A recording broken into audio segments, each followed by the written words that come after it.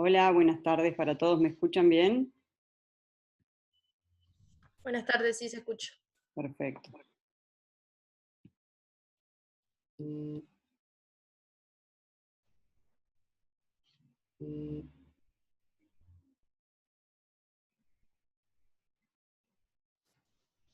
Bueno, mi nombre es Paola Filomeno. Yo soy profesora adjunta de la Clínica de Ortopedia y Traumatología de Adultos, dirigida por el profesor doctor Luis Francescoli. Actualmente me desempeño en el cargo en el Hospital de Clínicas, capaz que algunos de ustedes me conocen. Estamos en el piso 10 y realizamos toda nuestra actividad allí. Ya lo primero que hago siempre es invitarlos a todos los que gusten, nos busquen en el Clínicas o en el INOT. Quien tenga algún tipo de orientación hacia la traumatología, siempre es bienvenido. La clase de hoy, yo la había dividido en dos, pero me parece que por un tema de tiempo voy a empezar dándoles la más general de todas y después, si estamos bien de tiempo y les interesa, hablamos de lo que son las lesiones deportivas de pie y tobillo. Lo primero que vamos a hablar es de podalgia, que es una consulta frecuente en el primer nivel de atención. La podalgia se refiere como término global a lo que es el dolor en el pie. Un poquito de anatomía básica, solamente a modo de recuerdo anatómico y para que vean cómo nosotros nos referimos a las lesiones en los diferentes sectores del pie. El pie consiste en 26 huesos divididos básicamente en tres zonas que son el tarso, que es el sector posterior, que ahí en la figura lo ven en celeste, los metatarsianos o sector de metatarso, que está en amarillo, y las falanges, ¿está? Un poquito. Y a esto le sumamos los sesamoideos, que habitualmente son dos, abajo de la cabeza del hálux, y varias con articulaciones, complejos articulares, que vamos a ver solamente a forma general. Como les decía, nosotros lo dividimos el pie habitualmente en tres unidades anátomo-funcionales que denominamos retropié, medio pie y antepié. El retropié está formado por lo que es el astrágalo y el calcáneo, ¿tá? El medio pie, ahí incluimos todos los huesos del medio pie, que son cuboides, escafoides, las tres cuñas, y muchas veces incluyen en esta subdivisión la base de los metatarsianos, y esto es importante para algunas fracturas o algunas patologías que afectan el medio pie. Y después está el antepié, que es el resto de los metatarsianos y las falanges. Esto es muy importante porque al momento de referirnos a las diferentes patologías, es bien claro que algunas se asientan en el antepié y nunca en el retropié o viceversa. Un poquito más de anatomía básica, la bóveda plantar tiene tres puntos de apoyo que son el trípode podal, que se localiza a nivel posterior en lo que es la tuberosidad del calcáneo, y adelante en la cabeza del primero y del quinto metatarsiano. Este trípode podálico es muy importante, ya que cualquier alteración que se produzca en alguno de estos sectores en algún nivel puede ocasionar disfunción y zonas de apoyo en otros sectores que no son los habituales, y generando así úlceras y otro tipo de lesiones que también vamos a ir viendo. Básicamente se describen un arco longitudinal medial, que es el que todos ustedes generalmente conocen, es donde los championes tenemos un acolchonamiento, una bóveda medial, otro lateral bastante más aplanado y uno transversal si miramos el pie en sentido antero-posterior. Después tenemos como en las manos también músculos que son extrínsecos, que son aquellos que tienen su inserción proximal a nivel de la pierna o muslo, y los músculos intrínsecos, que son los músculos propios del pie. Los músculos extrínsecos, solamente para recordar, tenemos el extensor propio del dedo gordo, el tibial anterior, el tibial posterior, el flexor común de los dedos, el propio del gordo, el tríceps sural, que es lo que termina siendo el tendón de Aquiles, y todos ellos tienen una importancia bastante específica muchas veces al examinar un pie con alguna secuela neuropática, ya que cumplen funciones específicas. Los tenemos hacia adelante, o sea, por delante de la inserción de la tibia, llegando el extensor común de los dedos, que lo que hace es dorsiflexiona e vierte el pie y es dominio del ciático propio externo. Del lado medial tenemos lo que es el tibial anterior y el extensor largo del hallux, que lo que hace es dorsiflexiona e invierte el pie y depende del ciático propio externo.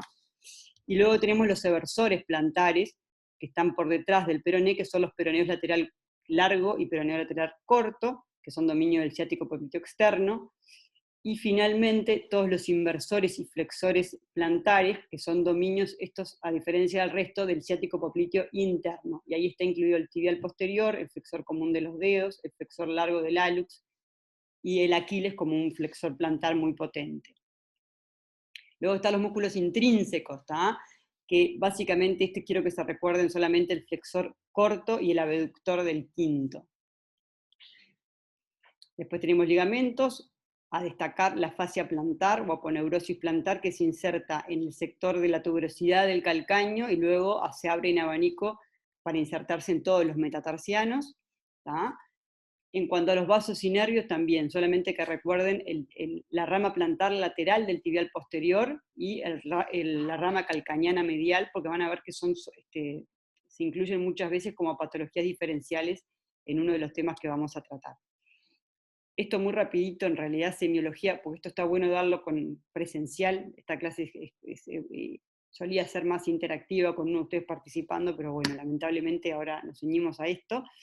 Una historia clínica y un examen físico, como siempre, completo, y por lo menos sacarle la ropa al paciente o remangarle el pantalón hasta el nivel de la rodilla, siempre se inspecciona de frente, perfil y atrás, y se va palpando punto por punto las diferentes zonas del tobillo y del pie, cuando un paciente consulta por podalgia. Viene por dolor, me duelen los pies, doctora, no puedo más del dolor de los pies, y generalmente se agarran todo el pie y es muy difícil de localizar la zona de dolor. Por eso es importante la palpación, y ahora vamos a ir dándole algunos detalles de los reperes anatómicos.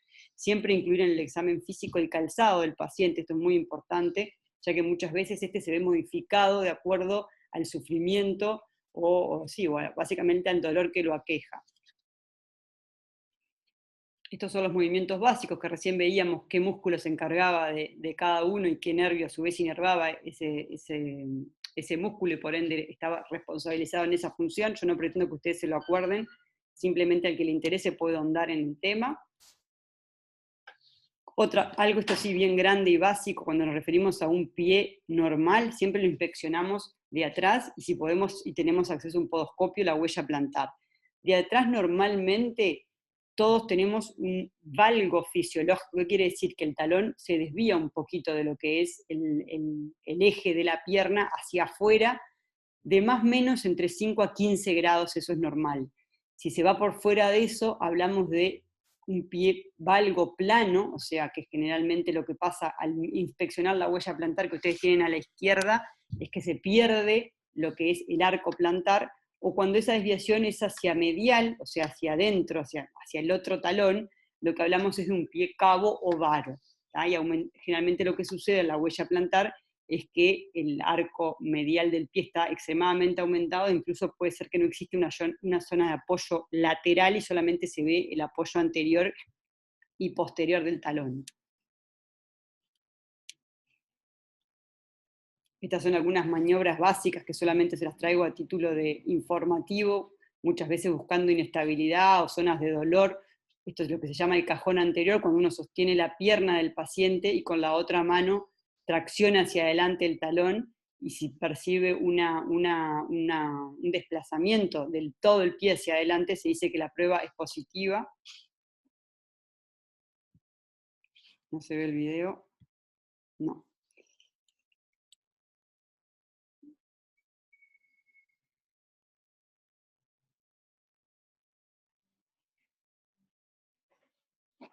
Bueno, no funciona el video. Continuando con lo que es la semiología básica, nosotros la radiografía en nuestra especialidad en ortopedia y traumatología es como un gesto semiológico más, decimos nosotros. Casi que ningún paciente que consulta en traumatología se basa en tener una radiografía simple de frente y perfil del sector que le aqueja, ¿verdad?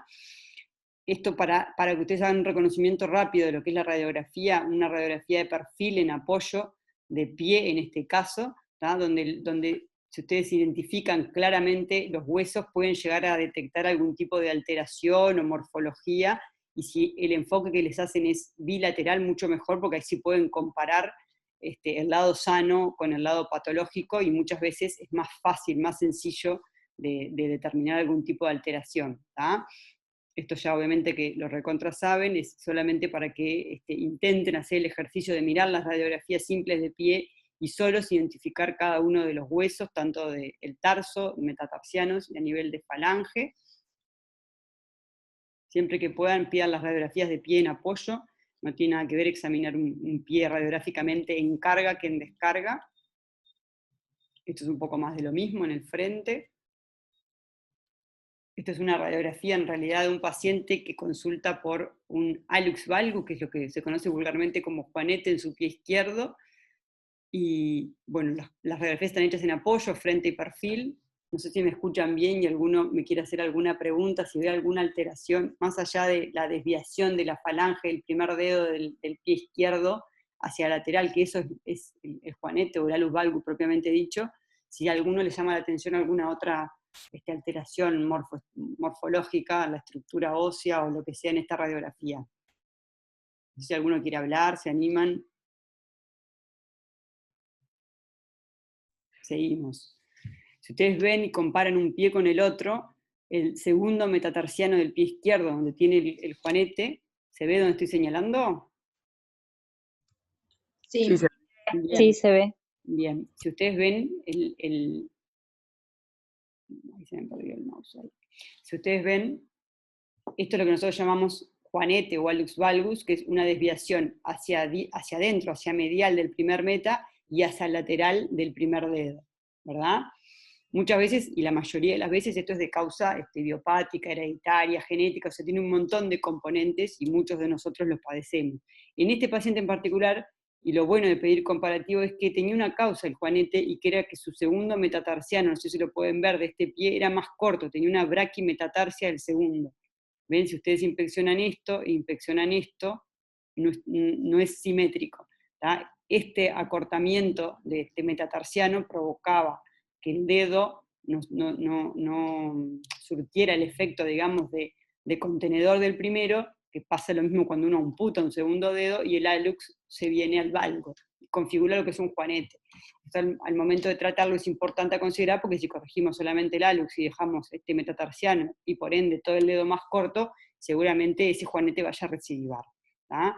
Esto lo traigo nada más que a modo de ejemplo, no porque, para que aprendan, pero sí para que vean la importancia de mirar detalladamente, hueso por hueso, y a lo posible tener enfoques bilaterales, comparativos y siempre en apoyo. En el perfil, si ustedes ven acá, del mismo pie, les dije siempre pie izquierdo, estamos hablando del pie derecho. Como pueden ver acá, tiene el segundo dedo elevado, que esto lo configura un dedo del martillo, que es una secuela de lo mismo, del acortamiento o braquimetatarsia del segundo metatarsiano. Bueno, cuando hablamos de podalgia, que era el título de esta clase, ¿cuáles son los motivos de consulta más frecuentes dentro de todos los dolores del pie? Y habitualmente los pacientes consultan o por dolor en el talón, que es lo que se llama calcañodiña. Traten de retener estas cosas porque es lo primero que van a ver cuando empiecen a hacer policlínicas en el primer nivel de atención o incluso a veces en las puertas de emergencia de hospitales o de policlínicos periféricos, o dolor en la planta del pie o dolor en el arco interno del pie. Muchas veces vienen por un dolor típico en el juanete, que es en el huesito que sobresale hacia adentro, dolor en los dedos menores o simplemente porque constatan una deformación en sus pies. ¿tá? Dentro de las patologías más frecuentes, que se pueden dividir como todo en la medicina, en traumáticas, infecciosas, congénitas, degenerativas, idiopáticas, etc., dentro de las ortopédicas hay algunas que se destacan. Y dentro de estas tenemos lo que es el pie plano y el pie cabo, que escapa completamente los alcances de enseñanza para el nivel de ustedes, las talalgias, las metatarsalgias y los dedos en garra. ¿tá? Dentro de estas yo me voy a detener las talalgias, que son las que más quiero que sepan, por lo menos, sospechar cuando un paciente se les presenta con un dolor en el talón. ¿tá? El dolor en el talón, que muchas veces el término académico es calcañodiña, porque lo que duele es básicamente en la zona de la tuberosidad mayor posterior del calcaño, ¿tá? Tiene varios sinónimos: dolor en talón, talalgia, dolor en la región posterior del pie, talón doloroso del adulto, fascitis plantar. Muchos dicen que todo lo que pasa ahí es una fascitis plantar, ya vamos a ver que no. síndrome del espolón o espina calcánea, que esto es muy típico que nos lleguen derivados porque tengo una espina calcánea, doctora, y quiero que me la saque, ya van a ver que la espina calcánea no importa. Una mioaponeurositis plantar de inserción, que esto sería un equivalente a fascitis plantar. Todo esto, todos estos nombres, en realidad, que son más bien sinónimos, pueden englobar, como van a ver, un montón de patologías que ocurren a este nivel, en la zona del talón, ya sea a nivel del talón bajo o a nivel del talón alto o posterior. Cuando estamos con un dolor que es sobre todo la zona del talón superior, hay varios diagnósticos que se nos presentan, y muchas veces estos son fácilmente descartados o confirmados solamente con el examen físico, solamente palpando al paciente. Uno de ellos puede ser, hay alguien que tiene el micrófono prendido, a ver si se fijan.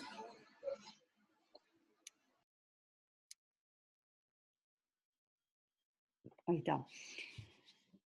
Una de las causas de talalgia en el sector superior es la tendinopatía del Aquiles. ¿Qué quiere decir? Es una inflamación del Aquiles, muchas veces aguda, o generalmente lo vemos ya en etapa crónica, en la zona donde el tríceps sural se inserta a nivel de la tuberosidad del calcáneo. Otras causas son la bursitis. Este tendón de Aquiles tiene una bursa tanto en el sector retrocalcañano como preaquiliano, que ambas se pueden inflamar y causar dolor, y hay maniobras semiológicas específicas, que estas también solía mostrarlas en vivo con algún modelo que se prestaba para hacerlo, de cómo aislar lo que es el tendón de Aquiles de las bursas correspondientes que están adelante y atrás. Fracturas por estrés también se ven, como se presentan muchas veces como dolor en el sector superior del talón, osteomelitis, infecciones a nivel del calcáneo, tumores, radiculopatías L5S1, es bastante típico tener pacientes con lumbociatalgias que llegan hasta esta zona, y muchas veces el dolor radicular no aparece en todo el miembro, sino que específicamente le duele la zona del talón y lateral del pie.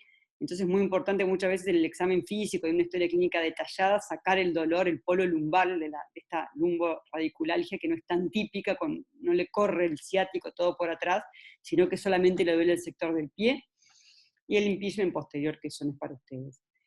Después, si seguimos con lo que es el talón inferior, la parte de abajo del talón, ahí aparece la vedette de la calcaneodiña o de las talalgias, que es la fascitis plantar.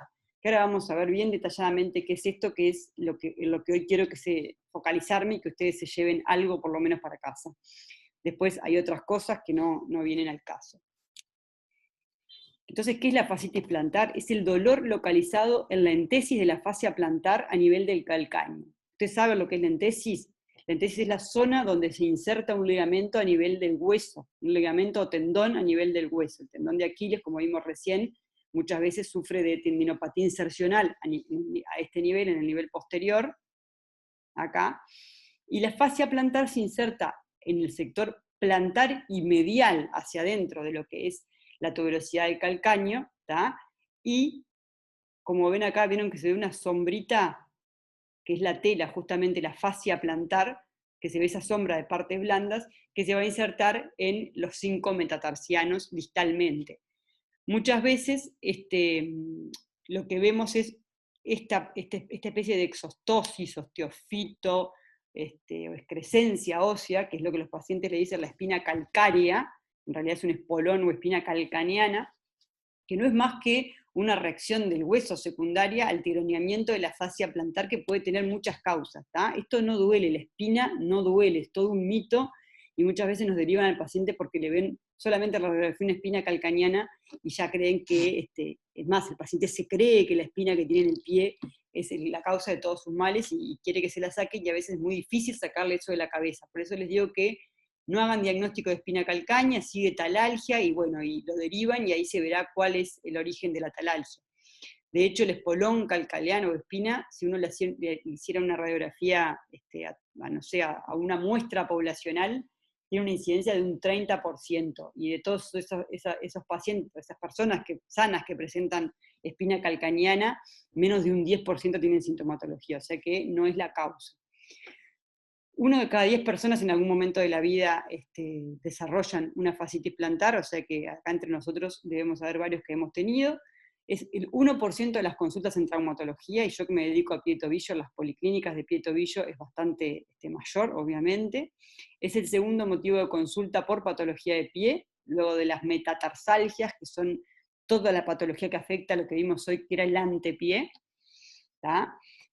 Originalmente se describió como que fuera de origen infeccioso por allá por el 1812, después se le describió un origen inflamatorio, y ahí es donde arranca todo el tema del espolón calcaniano con el advenimiento de la radiografía, luego un origen mecánico, haciéndole una analogía con lo que es un arco de disparar flechas, donde la fascia plantar vendría a representar lo que es el elástico del arco, y por último, también se le consideró un origen por compresión nerviosa, y por eso les pedí yo hoy que recordaran lo que era la rama plantar lateral del tibial posterior, que va a inervar lo que es el abductor del quinto, o el nervio de Tans, y que muchas veces, más que tener que ver con la fascitis plantar, es que la compresión de este nervio se confunde con lo que es una fascitis plantar.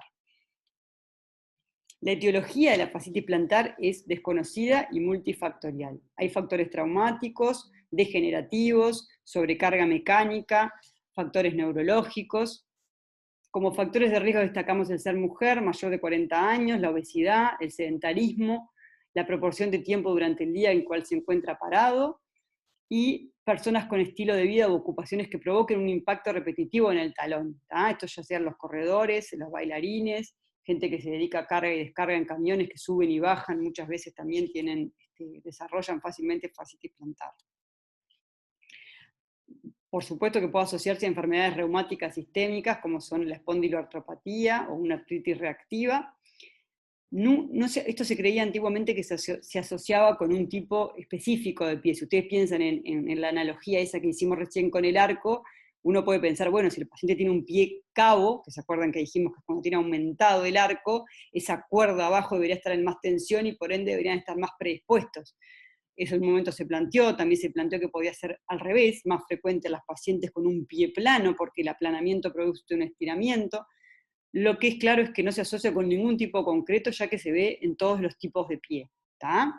Y como les dije recién, el espolón calcaneado no es una causa, sino una consecuencia de una fascitis plantar o de una inflamación a nivel del entesis de la fascia plantar. Como síntomas y signos tenemos lo que es dolor y rigidez de la parte inferior del talón. Es sumamente invalidante. Si alguno de ustedes acá tuvo, me quiere interrumpir y contar, estoy dispuesta a escucharlos. Parece una pavada, pero el paciente que tiene una fascitis plantar aguda en empuje, le provoca un trastorno en la vida casi igual a lo que puede llegar a ser una uña encarnada, que también es de las cosas más sencillas y más molestas que a uno le pueden llegar a ocasionar trastornos en la vida, en el calzado, en el andar, en la actividad deportiva, laboral, etc. Y esto es muy bueno en realidad cuando uno lo ve en el examen físico, porque lo que agarra es el talón del paciente, calza lo que vendría a ser la tuberosidad posterior del calcáneo y se va como hacia medial. Y cuando le tocamos el sitio de inserción de la fascia plantar, ahí el paciente pega un grito y ve las estrellas, y es bastante decisivo lo que es el diagnóstico. Solamente ni siquiera una maniobra semiológica, es un gesto de exploración clínica bien básico. Característicamente, esto lo sacan de lo que es la historia clínica, el dolor se acentúa por la mañana, cuando el paciente se despierta, les relata que no puede bajarse de la cama e ir al baño si no es en puntas de pie. ¿Tá? Lo mismo pasa cuando está mucho rato sentado, mirando la tele, lo mismo, se va a parar y el dolor parece que se le va a rajar la planta del pie, o al subir escaleras. ¿Tá? Los pacientes que corren refieren lo mismo después de haber hecho una actividad física bastante aumentada, o los maratonistas. Y muchas veces este dolor así agudo que yo estoy relatando no aparece como tal, sino que el paciente empieza a desarrollarlo en forma progresiva, y esos son los casos más difíciles de tratar porque generalmente ya consultan cuando están cronificados, y el tratamiento es bastante más frustrante y no se consigue alivio del dolor tan rápido como cuando consultan en la etapa aguda. A la exploración física, como les decía recién, el dolor va a estar localizado en la zona inferomedial de la tuberosidad del calcáneo. Los síntomas se reproducen con la palpación profunda en este punto de máximo dolor y muchas veces, no siempre, produciendo una flexión dorsal forzada de los dedos del pie, porque imagínense si repasamos la anatomía, cuando uno estira los dedos hacia arriba, lo que provoca es el estiramiento de la fascia plantar. ¿Tá? Y otra cosa que se puede ver a la exploración física, como les decía, es la marcha antálgica del paciente, que por lo general es en puntas de pie, porque es lo que mantiene la fascia plantar lo más relajada posible. ¿Se entiende? En cuanto al diagnóstico, como les decía recién, la clínica y la exploración física suelen ser suficientes, no es necesario pedir ningún estudio paraclínico. Muchas veces, dependiendo de cuánto tiempo lleva el paciente y cuán grave es el dolor, pueden llegar a pedirse otras pruebas complementarias. En cuanto a pruebas de laboratorio, no tienen ninguna utilidad. Los parámetros inflamatorios, salvo que coexista con alguna otra cosa, suelen ser normales, salvo que estemos hablando de una artritis, una PARC. Pero como siempre, la radiografía, nuestra especialidad, es un must, como dicen en inglés, o sea, siempre está. El objetivo básicamente es descartar otros trastornos. Vieron que hoy hablamos dentro de los diagnósticos diferenciales de lo que pueden ser fracturas por estrés del calcáneo, osteomeritis, tumores, de todo. La radiografía no se le niega a nadie, y en la fascitis plantar la pedimos no para diagnosticar, no para confirmar diagnósticos, sino más bien para descartar otras patologías que puedan estar confundiéndonos el diagnóstico que estamos pensando. Como les dijimos, la presencia en la radiografía de la espina, esa que mostré, no tiene ningún valor diagnóstico, pero puede apoyar un poco más la inflamación a ese nivel. Ecográficamente, si contamos con un ecografista que esté acostumbrado a hacer músculo esquelético, nos puede constatar el engrosamiento de la fascia plantar, un edema perifacial, pero como les decía, tiene que ser un técnico que esté acostumbrado, porque es técnico dependiente, y generalmente lo que hacen es comparan un lado con otro. La resonancia en casos resistentes a tratamiento, por allá, a las cansadas, creo que nunca tuve que pedir una en mi carrera. Y lo que puede verse es un engrosamiento de la fascia, así como edema en la médula, o sea, a nivel del hueso, edema por el tironeamiento y por la inflamación crónica de la entesis.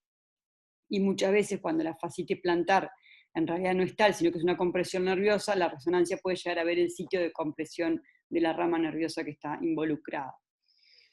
Centellograma óseo, esto lo pongo a modo de informativo, en realidad no se solicita, pero si se solicitara, lo que se ve es una hipercaptación a nivel de la entesis plantar, o para descartar una fractura por estrés.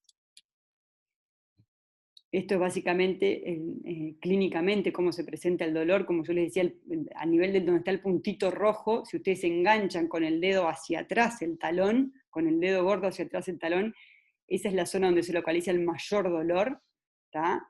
Y en un corte de resonancia coronal, longitudinal, pueden ver la zona de inserción de la fascia en toda la tuberosidad, y cómo se va hacia adelante. Vieron que tiene un sector lateral y un sector medial. Este sector, que es donde duele, es la mayor parte de la fascia plantar, que es la que se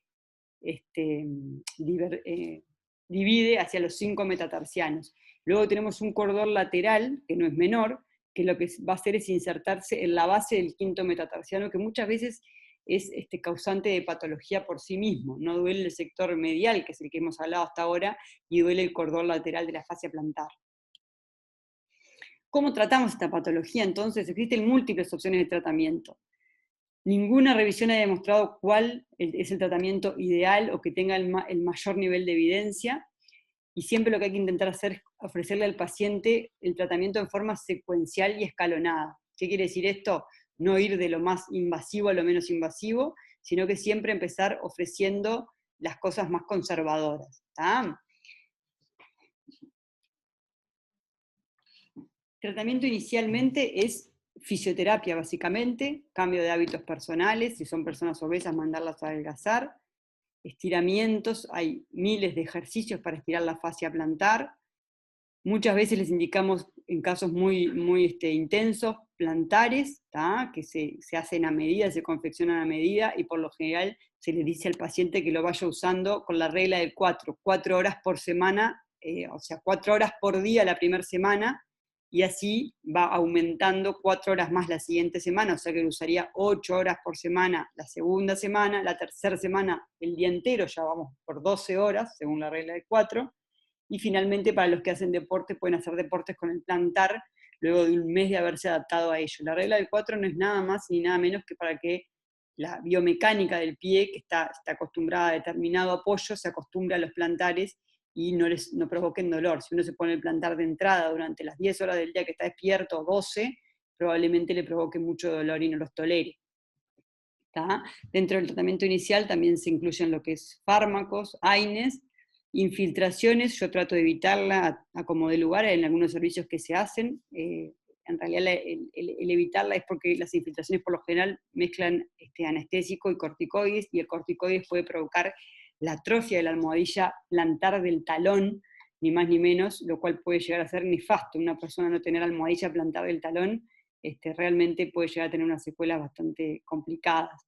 El uso de férulas nocturnas, que son eso que pueden ver ahí abajo, es como un botín de duende, donde la punta del pie se ata a lo que es el dorso de la pierna, y si entendieron más o menos lo que es la fisiopatología, la anatomía de la fascia plantar, lo que provoca esta férula es ni más ni menos que el estiramiento durante la noche de la fascia, o al menos la no retracción. Cuando nosotros dormimos, el pie, la punta cae hacia adelante, y eso provoca que la fascia se arrolle, como si fuera un elástico. Entonces, al dar el primer paso de la mañana es que el paciente dice que grita de dolor y tiene que ir en puntitas de pie. Lo que hacemos con esto es como mantenemos durante toda la noche la fascia estirada. En casos resistentes al tratamiento se le puede ofrecer al paciente la terapia por ondas de choque, y en el menos de los casos los pacientes pueden llegar a terminar en una cirugía. Les diré que del 100% de los pacientes con fascitis plantar, un 2% capaz que después de 9 meses de tratamiento a un año pueden llegar a terminar en una cirugía, o sea que básicamente nunca. Por lo general el tratamiento tiene que ser bien conducido a conciencia, que el paciente tiene que cambiar de calzado, eso es muy importante. Volviendo un poquito a la fisioterapia, los ejercicios tienen que ser combinados, no es solamente estirar la fascia plantar, sino también estirar la fascia plantar y el tendón de Aquiles. ¿tá? La fascia plantar muchas veces se puede estirar solamente flexionando la rodilla como que fuera un hombre, o sea, como se sientan los hombres con la rodilla en 4, sobre el tobillo sobre la otra rodilla. Digo a los hombres, en realidad yo también me siento así, pero bueno, para que entiendan, ya que no se los puedo mostrar. Y simplemente llevando el pie hacia arriba, ahí lo que hacemos es estirar la fascia plantar. Pero cuando estamos con la rodilla estirada, como en la figura, se estira todo lo que es el Aquiles, porque el Aquiles que está formado por el tríceps sural, los gemelos, acuérdense que son biarticulares, y para estirarlos tenemos que tener estirada la rodilla. Entonces es importante hacer los dos ejercicios, de estiramiento de Aquiles con rodilla estirada, y de estiramiento exclusivamente de lo que es la fascia plantar con rodilla flexionada. Estos son algunos ejemplos, ahí va, esto es lo que les mostraba recién, lo que les decía, sentados con la pierna cruzada en 4, que el paciente lo que hace es se agarra los dedos y se estira la fascia plantar en un escalón, ahí se estira todo lo que es el complejo gastrosóleo. Acá lo mismo, estos son masajes de la fascia plantar, que muchas veces les decimos a los pacientes que se pongan una botella en el freezer y después con la botella congelada se masajeen. Y los ejercicios de fortalecimiento, que nunca están de más, como los ejercicios de punta de pie o el agarrar algo del piso con los dedos. Todo eso está dentro de los planes de rehabilitación para una fascitis plantar.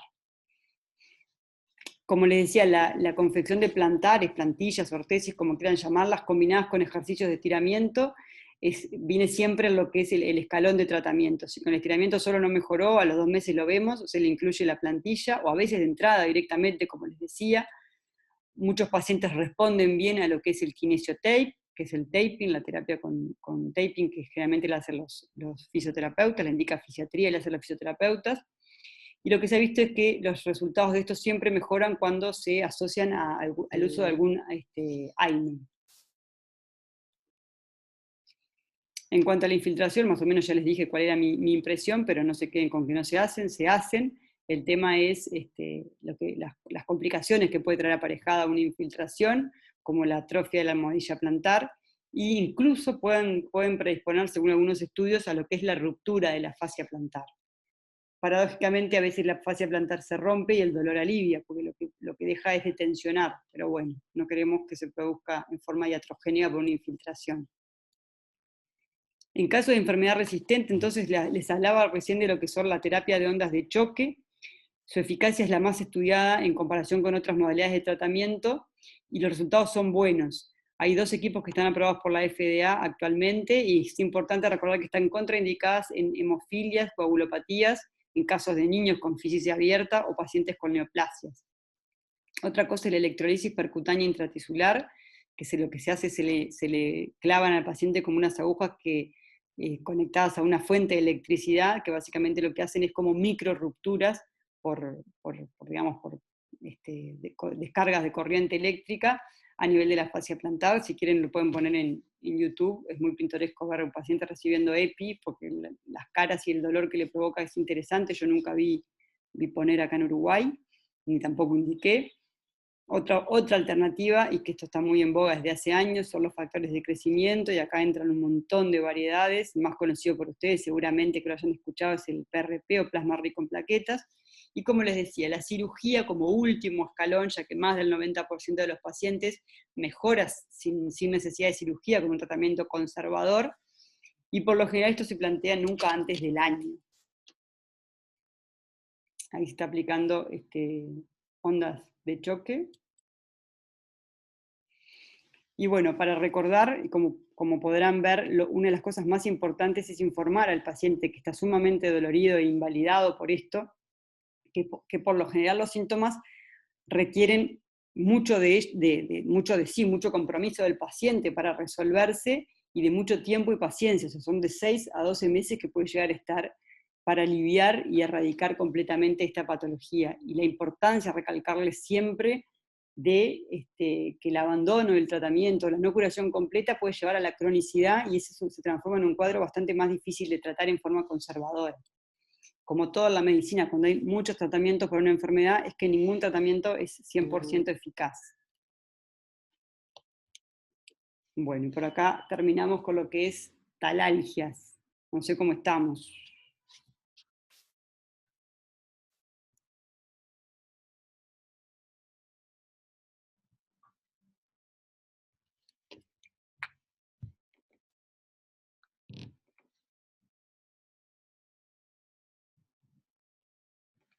¿Me escuchan? Sí, te Sí, te escuchamos. escuchamos. Bueno, no sé, somos poquitos, no sé si quieren que cortemos por acá o que les dé el otro teórico que teníamos pensado, que era el de lesiones en la práctica deportiva. Sí, por mí lo damos. Bárbaro. También, por mí también. Escuchen, ¿tienen alguna duda de lo que hablé hasta ahora? ¿Quieren preguntar algo? Yo tengo una duda. Sí, me quedé con una duda. Claro. Bueno, ahí va, somos varios. Bueno, pero no hay problema. Organícense entre ustedes y se van dando la palabra. Nada, la mía es cortita. Quería saber si la fascitis plantar es bilateral o es en un solo pie. Muy buena pregunta. Por lo general, cuando el paciente consulta por un solo pie, pero siempre le tenemos que decir que los ejercicios que le indicamos los haga con los 2 pies, porque la incidencia de bilateralidad no es menor, y muchas veces, después que le curamos uno, aparece en el otro, y muchas veces fue culpa nuestra que no le advertimos de que hiciera los ejercicios en ambos pies. Muy buena pregunta. Bueno, gracias. Mi duda en realidad es, porque me perdí una parte, los plantares que son comerciales que venden ya prontos, ¿sirven para algo? Digo, porque hay mucha gente que usa. ¿Vos decís para tipo plantares para poner adentro del zapato? Los que son como de silicona, sí. Las taloneras, sí, y yo te digo que yo que trabajo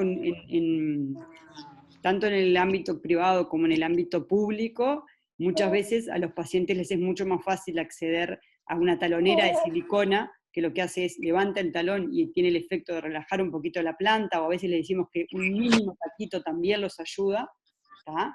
Y son efectivas, sí, yo muchas veces las indico obviamente, cuando el paciente no puede acceder a comprarse las plantares, que salen entre 3.000 y 4.000 pesos, son una opción válida, sí. Bien, gracias. No.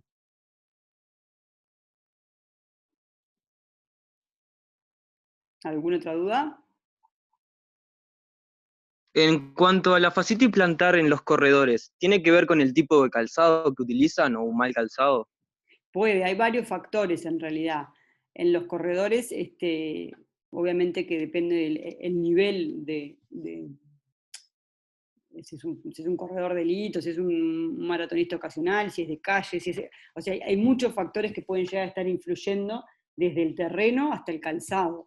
Muchas veces la gente se pone a correr de la nada con un calzado que no es el adecuado, y bueno, sí, puede llegar a ser un factor favorecedor del inicio de una fascitis plantar. Pero te puedo decir eso, el champión, como una mala técnica de corrida, como puede llegar a ser el no estiramiento previo a la realización de ejercicios o posterior a la misma. O sea, hay muchos factores, pero que el calzado puede influir, por supuesto que sí.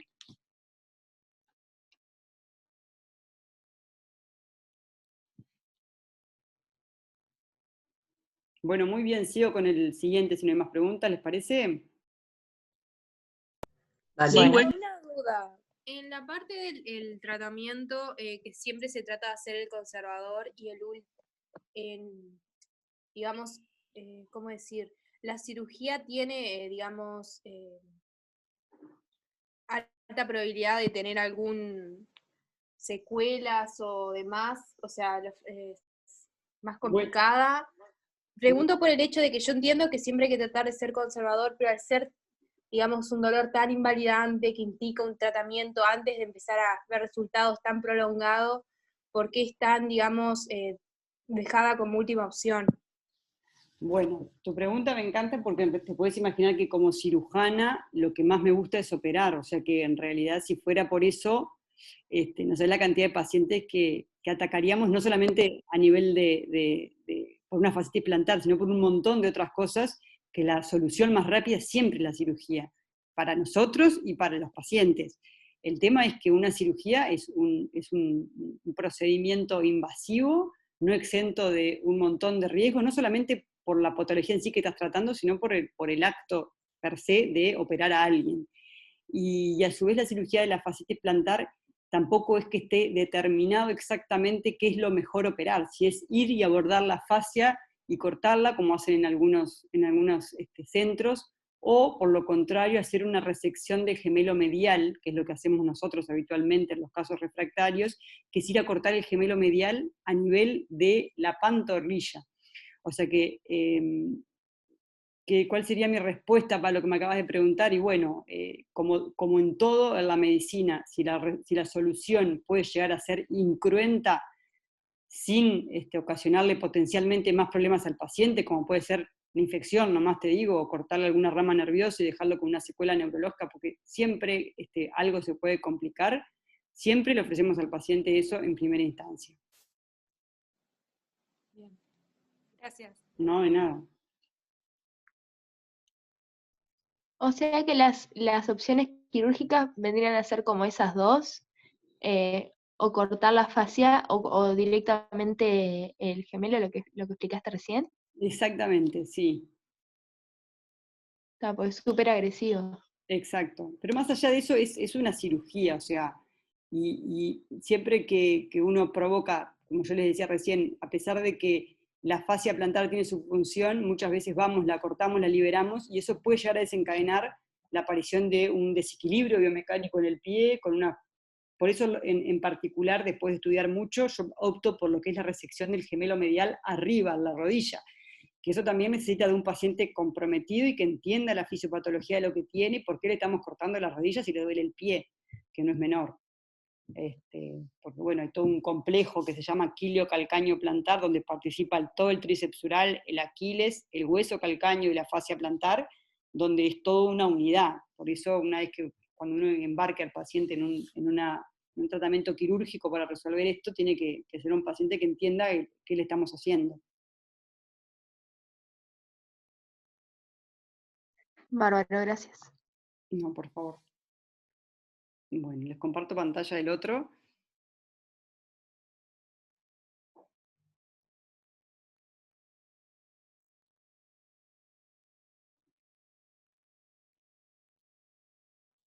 ¿Me ven bien ahí?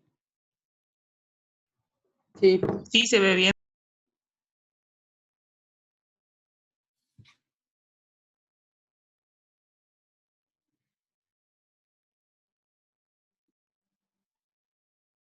¿Por qué no veo dónde poner como presentación?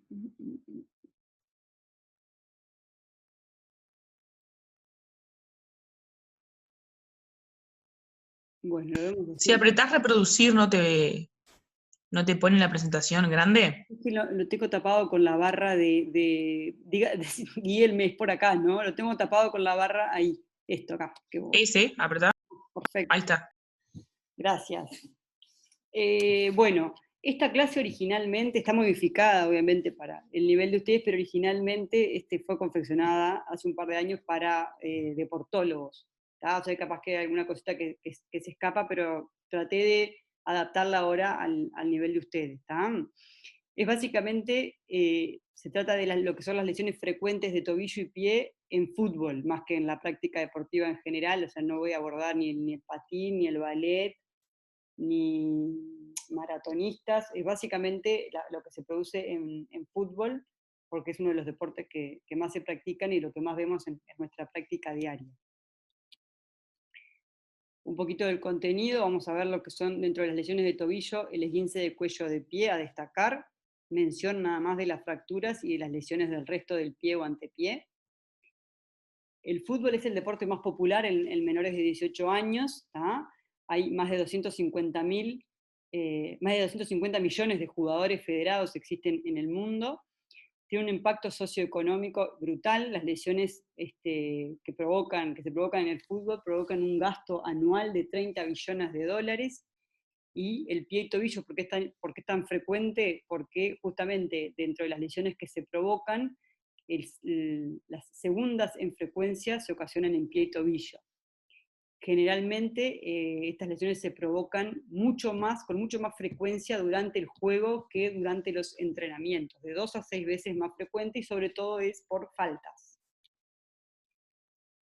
Esto es un estudio del American Journal de Estados Unidos, ¿tá? Que habla de la incidencia y la epidemiología de las lesiones de pie y tobillo en atletas colegiados de élite, donde de 3.861 lesiones que registran, 1.035 eran nivel de tobillo y de pie, y ocasionaban un promedio de baja de 12.3 días. El mecanismo lesional, como les decía, lo más habitual es contacto directo de jugador a jugador en un 30%, y después aparece el sobreuso o tropezar con el pasto. En cuanto a la epidemiología, el 80% ocurre en el miembro inferior dominante, ¿tá? El 56% de son en el tobillo, y de estas un 80% son esguinces de tobillo. ¿Tá? Y con menor frecuencia aparecen los hematomas, que si alguno practica deporte habrá tenido alguna vez, los desgarros, lesiones tendinosas y un 1% de fracturas. Entonces, focalizados primero sobre lo que es el tobillo, después vamos a ver rapidito el pie. Tenemos que las lesiones de tobillo constituyen un 7 al 10% de la consulta en emergencia. ¿Tá? Es una de las articulaciones más comprometidas en el fútbol, y más del 35% son aficionados de bajo nivel, niños y adolescentes. Entonces, frente a un trauma de tobillo durante la práctica, ¿en qué pensamos? Estamos frente a un traumatismo articular, eso primero que nada. Y las cosas que pueden suceder son varias. Lo más frecuente, como les dije, es un esguince de tobillo o de cuello de pie. Puede tener una luxación, una fractura, una herida articular, una lesión de tendón de Aquiles, entre otras cosas. Lo más frecuente es el esguince de tobillo.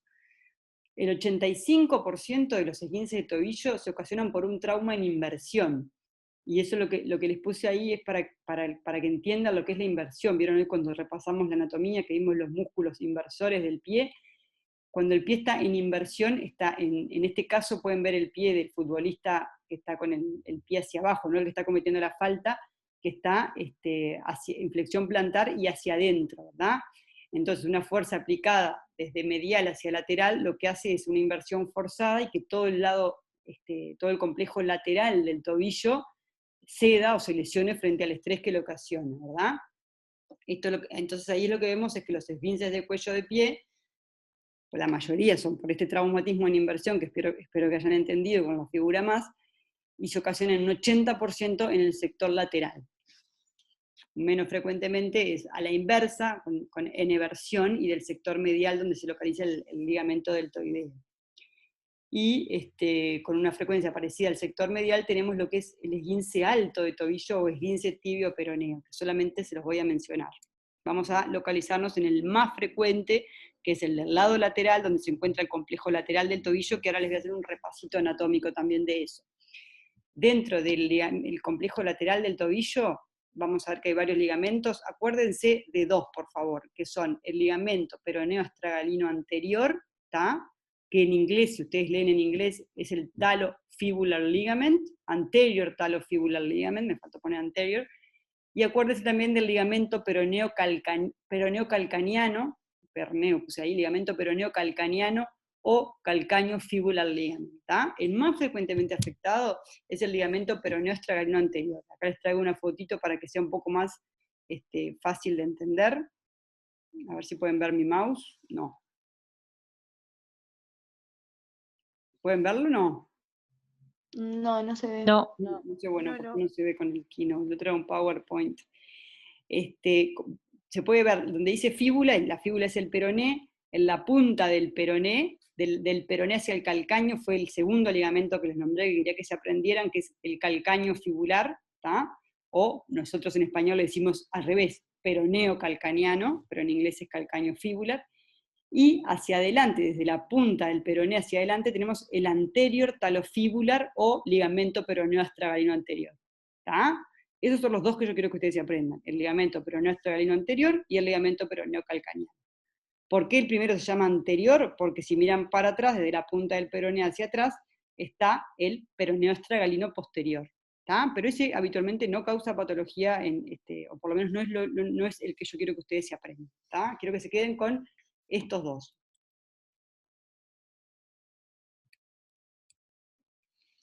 Esto es una disección anatómica grande de lo que es el tobillo y el cuello de pie.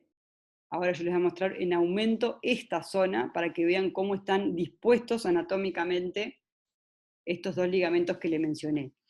Tienen, a ver si se ubican anatómicamente, el 7 es el astrágalo, el domo del astrágalo, y el 13 es la cabeza del astrágalo. ¿Van bien ahí?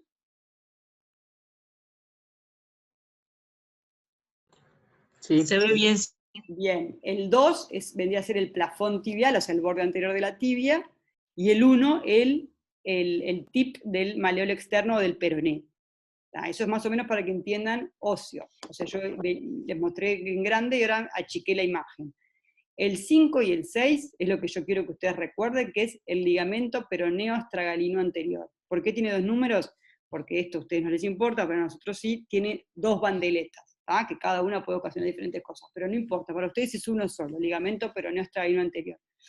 Y con el número 10 está el peroneo calcaneano. ¿Está? ¿Ven ahí ese ángulo obtuso? Es el ángulo que forman ambos ligamentos. ¿Y por qué me importa? Porque van a ver cómo en flexión plantar o en flexión dorsal del pie cambia la tensión que se aplica sobre cada uno de ellos, y eso les permite a ustedes después acordarse por qué es más frecuente la lesión de uno que de otro. Si ustedes ven en este preparado, cuando el pie está en posición indiferente, los ligamentos están los dos relajados, en flexión dorsal se tensa el ligamento, el menos importante de los dos, el peroneo calcaneano, se tensa en flexión dorsal y se relaja, como ven en la figura C, en flexión plantar. Y si ustedes piensan en el deporte, la mayoría de los esguinces se ocasionan, como vimos recién en la figurita, con el pie en flexión plantar. O sea que este ligamento está relajado, y el que está en máxima tensión es el peroneo astragalino anterior en flexión plantar. ¿Se entiende? Ahí en dorsiflexión, o sea, está el pie hacia arriba, y ahí está el pie hacia abajo.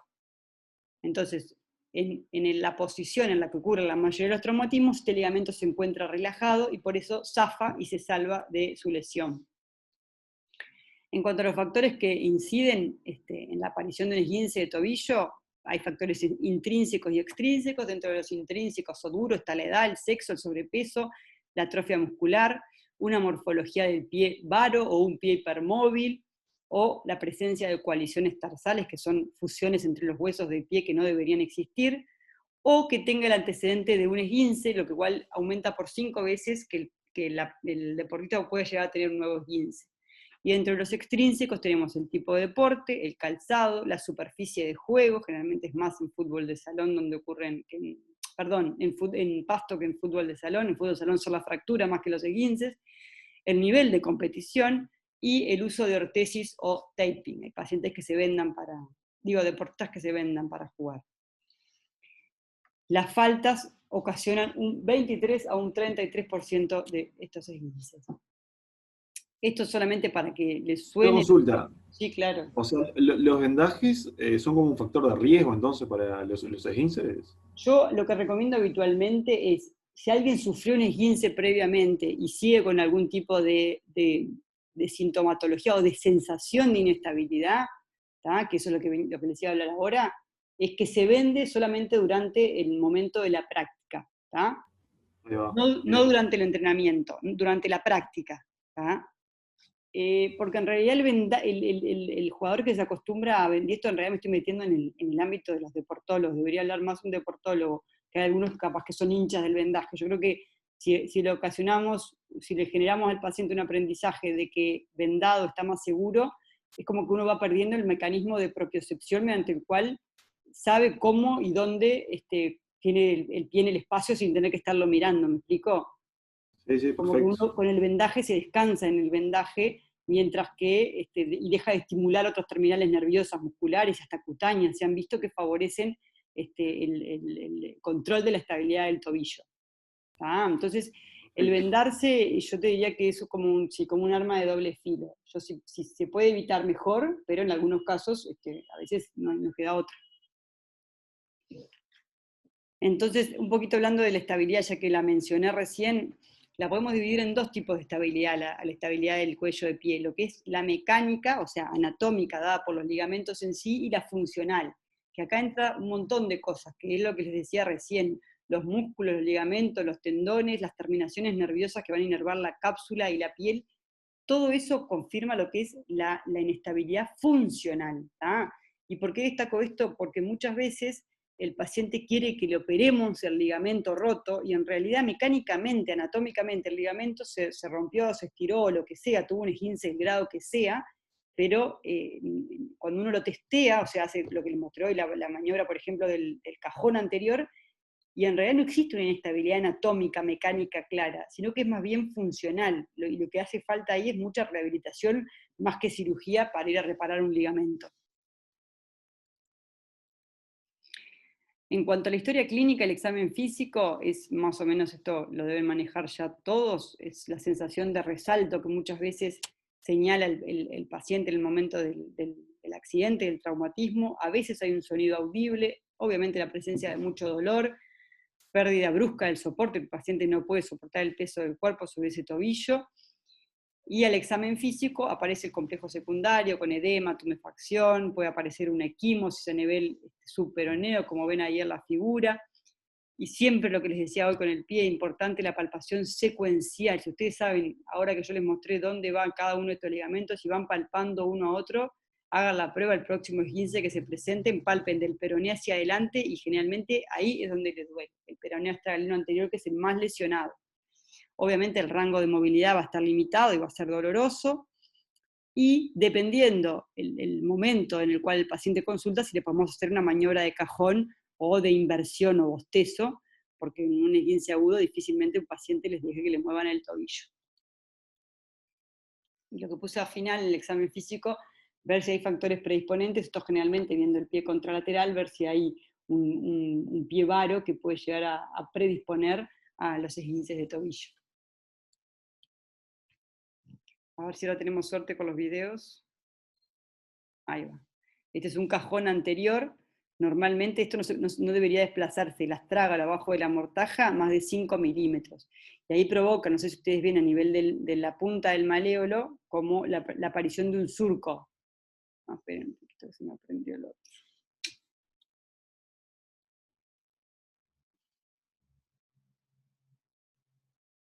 ¿Vieron ahí que aparece como un vacío? Como un surco. Y esta es la maniobra de bostezo lateral, lo mismo. Esto no debería aparecer. Esta es sinónimo de ruptura del ligamento peroneo astralino anterior, y esta del anterior y del peroneo calcaneano probablemente.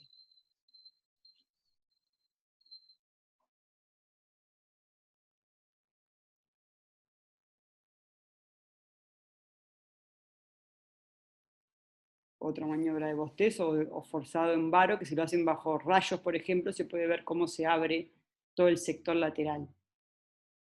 El cajón anterior.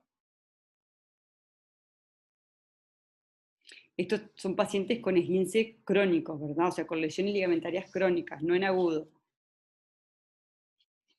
En cuanto a la radiografía, hay unas reglas, capaz que las escucharon, que son las Ottawa Rules, que son las reglas de Ottawa para cuándo pedir frente a un posible esguince de cuello de pie radiografías simples. Yo les diré que nosotros en nuestra especialidad, ya se los dije, pedimos siempre una radiografía simple, frente y perfil. Si el paciente tolera en apoyo, mucho mejor, y si es comparativa, mejor también. ¿Qué pasa con Tengo esto? una pregunta, Sí, disculpa.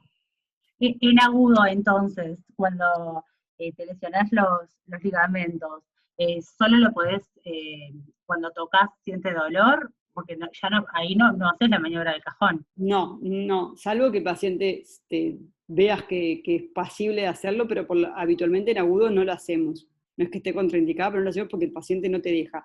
Básicamente es el dolor, no sé si ustedes vieron estas imágenes, el dolor en la zona, vieron la primera foto a la izquierda arriba que ven el pie de frente y ese abultamiento en lo que es la punta del peroné, eso es bien típico, el hematoma, y si tocan toda la zona del perimaleolar externa, ahí hacia anterior es donde el paciente localiza habitualmente el dolor por ruptura del ligamento peroneo astragalino. Está bárbaro, gracias. Bueno.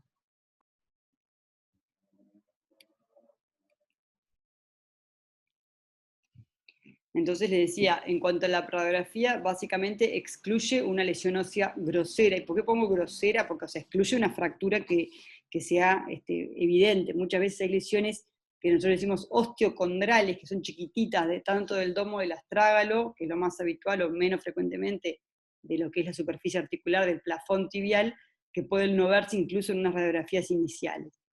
Obviamente que no diferencia el tipo de lesión ligamentaria, solamente para descartar alguna alteración ósea acompañante.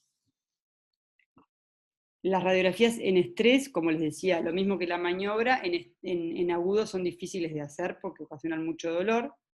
Estos son pacientes todos con esguinces crónicos de tobillo, donde se puede hacer el test de inclinación astragalina, en un pie normal, que es el pie de arriba. Si ustedes tildan el astrágalo hacia medial, o sea, hacen la maniobra del bostezo, ven cómo no se abre más de 10 grados el plafón tibial, es lo que tienen arriba, lo pueden ver, mientras que en el pie, ese es el pie derecho, el tobillo derecho, mientras que en el tobillo izquierdo, que es el de abajo, el til que se provoca tanto en flexión dorsal como en flexión plantar, la apertura del astrágalo respecto al plafón tibial, excede los 10 grados.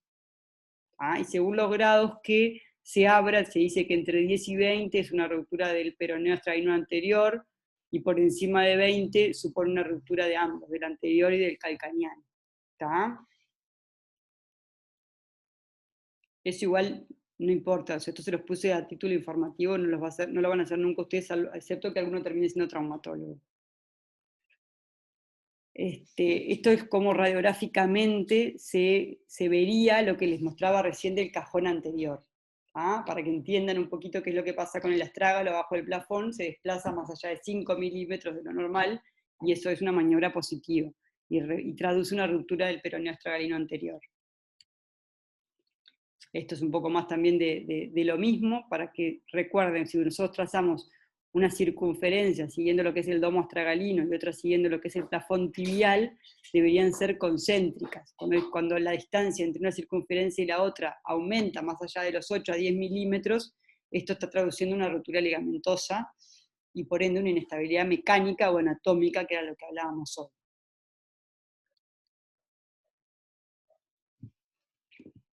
La utilidad de la resonancia magnética en agudo básicamente nunca la pedimos, sí en caso de que se vaya a hacer una reparación quirúrgica o en los casos crónicos, o por supuesto en los deportistas de élite, todos llevan una resonancia. Sirve muchas veces para identificar lesiones osteocondrales, que en algunos pacientes cuando uno diagnostica un esguince de cuello de pie y después de que hace todo el tratamiento normal y el paciente sigue con un dolor, bueno, ahí muchas veces se hace la resonancia y aparece esto que yo les digo que es una lesión osteocondral, que es como una lesión en sacabocado, habitualmente en el domo del astrágalo. O sea que la resonancia no está indicada de entrada, pero si se la solicitan, puede llegar a ver no solamente el esguince, sino ver o descartar una lesión osteocondral. Como ven en la flechita, acá estamos viendo un tobillo derecho, los dos son dos tobillos derechos, ¿tá? Estamos viendo desde abajo, esto es como igual que en anatomía, venimos cortando como el salamín desde abajo, y estamos mirando el peroné, que es el hueso que queda hacia la derecha, la tuberosidad posterior del calcáneo, atrás con la inserción del Aquiles, y hacia adelante el caracolito ese con la cabecita que es el astrágalo, ¿verdad? La flecha señala lo que es el ligamento peroneo astragalino anterior. ¿tá? Y en la figura donde no está la flecha, que es más o menos el mismo corte, pero de otro pie un poquito más arriba, no se ve ese ligamento, sino que se ve toda una nube blanca, ¿lo ven? No tiene flecha, eso es el ligamento roto y todo el edema periarticular. ¿Es claro ahí? ¿Entienden el corte? Sí. Bien. Como les decía, el esguince puede ser puro, lo que habitualmente sucede, o asociarse a algún otro tipo de lesión, como una rotura parcial de los tendones peroneos. Vieron que los peroneos pasan por abajo por atrás y abajo del peroné y hacen un cambio brusco de dirección hacia el pie, y muchas veces pueden llegar a sufrir alguna lesión dentro del contexto de un esguince de tobillo. Lo que les decía recién, las lesiones osteocondrales, ya sea del domo astragalino o menos frecuentemente del pilón tibial, lesiones en el sector medial, alguna lesión asociada al deltoideo, lesiones en la sindesmosis, avulsiones de la base del quinto metatarsiano, donde se inserta el peroneo lateral corto. En caso de traumatismos en eversión, las fracturas, o sea, de esguinces mediales, esguinces del deltoideo, las fracturas del proceso lateral, o las fracturas que le dicen del snowboarder, como se dice en el esquiador, no, el otro, el que hace snowboard, porque un traumatismo en eversión o en valgo del talón lo que provoca es el atrapamiento del proceso lateral del astrágalo, que es lo que está señalado en la tomografía con una flecha, y la fractura de ese proceso, y neuritis post-esguince, sobre todo el nervio sural, que es el nervio que pasa más cercano al sitio de la lesión. El pronóstico, la mayoría son de tratamiento no quirúrgico, el 30% puede llegar a quedar con síntomas crónicos como dolor, edema, esguinces recurrentes, el 72% quedan con una disminución del rendimiento deportivo. Todo esto puede modificarse obviamente con un buen plan de rehabilitación. Un 20% de resguinces existen, un 4% de dolor en reposo, y hay un 40%, por eso la cronicidad, que quedan con síntomas residuales hasta por 6 meses luego del esguince. Estas son todas cosas súper importantes, sobre todo para calmar la ansiedad de los pacientes, que vienen a los 2 meses, vienen al otro mes y me sigue doliendo y me sigue doliendo. Y fíjense, casi la mitad por 6 meses tienen algún síntoma, e incluso algunos por un año entero.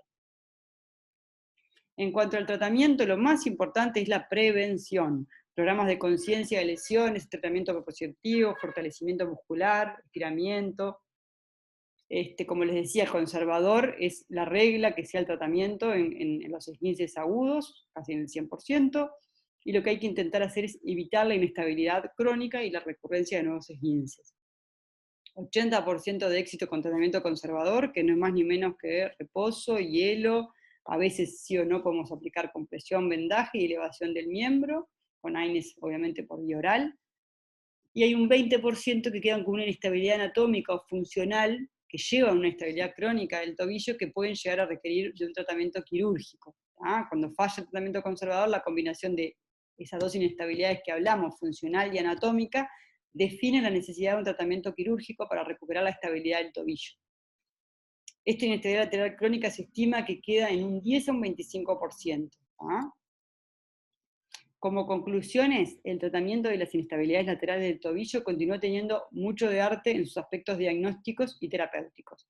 La mayoría de los esguinces deben ser tratados con un programa de rehabilitación propioceptivo estandarizado.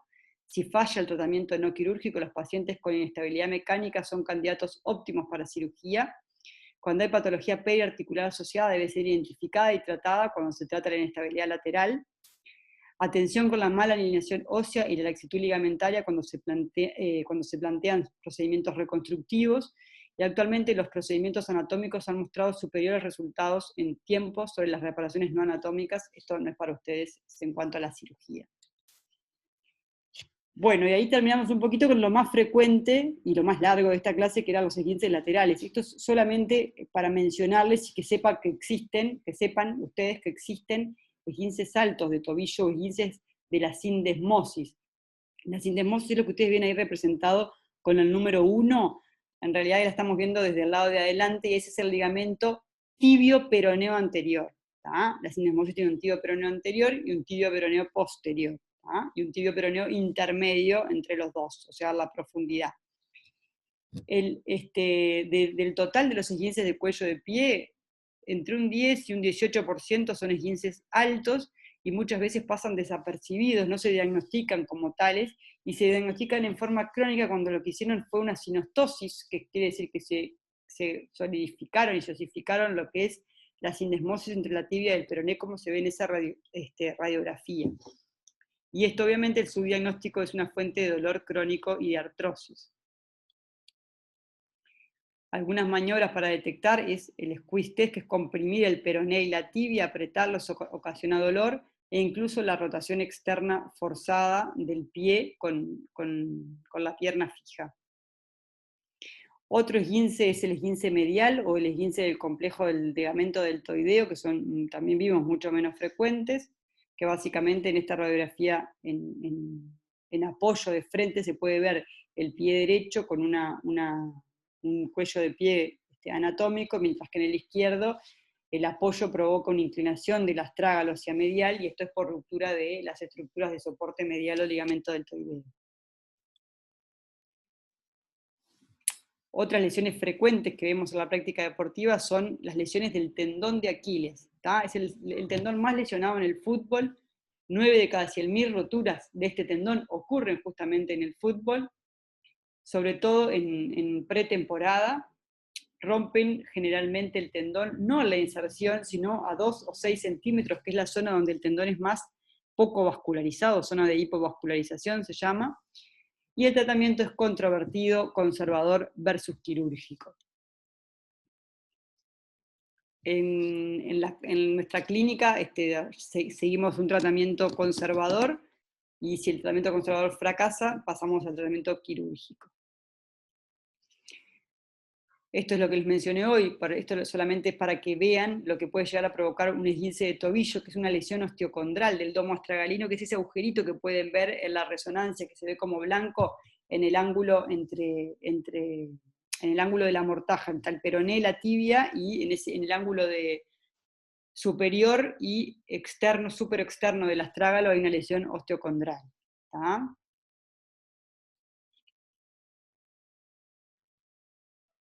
Esto simplemente para que vean que hay diferentes tipos de lesiones, solamente contusivas o incluso el desprendimiento de un fragmento, queda como un ratón articular que quiere sacar o a fijar.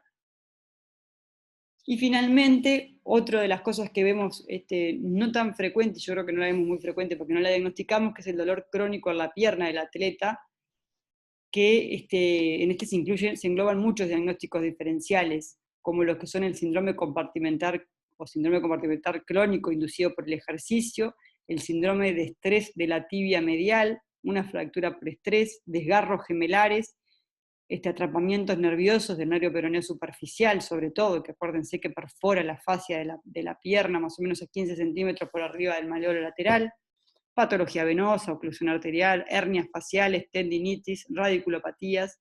Hay varios diagnósticos dentro de los dolores crónicos de pierna. Este es un centellonama óseo que muestra un síndrome de estrés de la tibia medial. Y finalmente las fracturas, que las vemos en un 1 o un 9%, esto es un dato para la práctica deportiva de fútbol específicamente, y el 75%, al igual que los esguinces, ocurren durante la competencia, durante el juego, y la mayoría por faltas.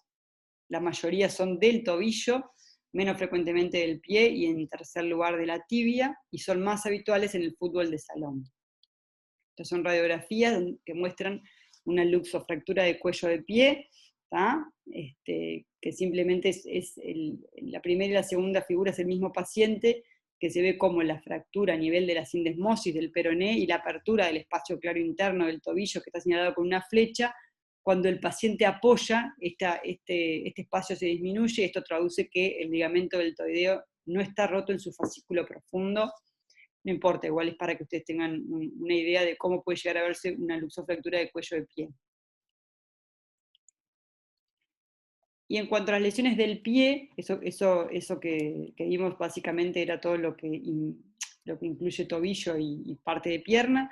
Y en cuanto al pie, uno de los esguinces más frecuentes es el esguince de la metatarsofalangica del primer dedo, que ocurre en dorsiflexión, pero es mucho menos frecuente que el esguince lateral de tobillo que vimos, pero ocasiona muchos más días de pérdida de juego que un esguince de tobillo. ¿tá? También se le llama turf 2 en inglés. Es muy doloroso. Otras lesiones que habitualmente vemos en el fútbol, sobre todo en el fútbol de playa, son las lesiones o fracturas osteocondrales de las bases de las falanges, ya sea de la F1 o de la F2 del primer dedo, es lo más habitual, pero también se ven los dedos menores. Como conclusiones de toda esta ensalada que les di de lesiones deportivas en tobillo y pie, el paso 1 siempre es la prevención de todo ese tipo de lesiones, establecer el alcance del problema de las lesiones deportivas, y luego establecer la causa y los mecanismos de las lesiones, ver qué factores de todos los que vimos intrínsecos y extrínsecos, cuáles son los modificables y a corregir, para así poder introducir las mejores medidas preventivas. Y finalmente el paso 4 es evaluar la efectividad de las medidas que se adoptaron, ¿tá? Repitiendo el paso 1.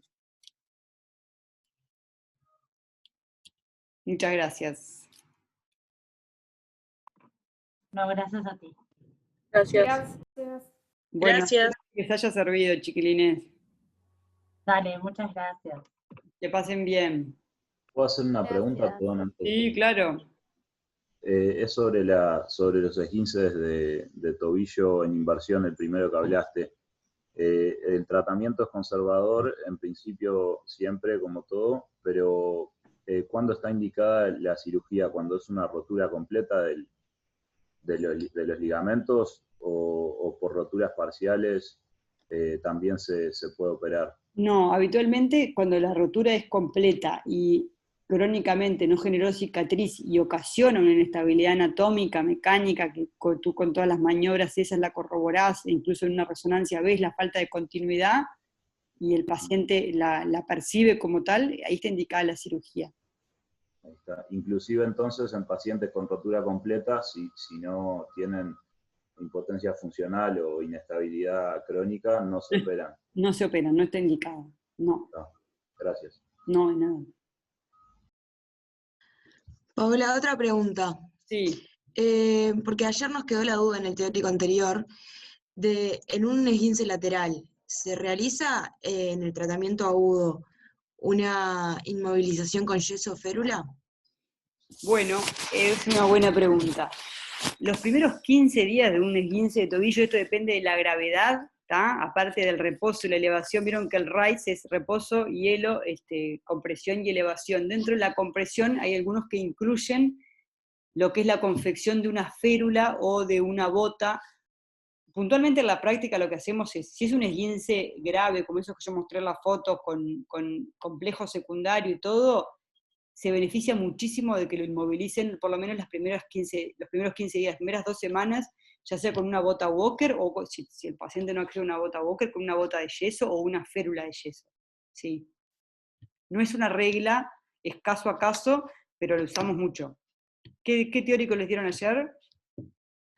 Tuvimos teórico de fracturas de miembros, sí, pero también mencionaron el esguince de tobillo. Bien. Y no me había quedado claro si la inmovilización se realizaba en todos los casos o solo en los esguinces más graves, por o sea, los de grado más alto. Graves, y porque aparte los esguinces más graves pueden asociar otras lesiones, como les dije, y bueno, con la inmovilización inicial en el periodo agudo hasta que baje el complejo secundario inicial, obviamente que eso va a favorecer una mejoría del dolor y posterior estudio si el paciente queda obviamente con alguna secuela.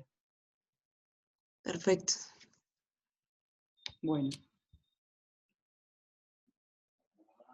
Bueno, si no hay más preguntas, yo los dejo por acá. Gracias, gracias. Chao, gracias. Bien, chau, chau.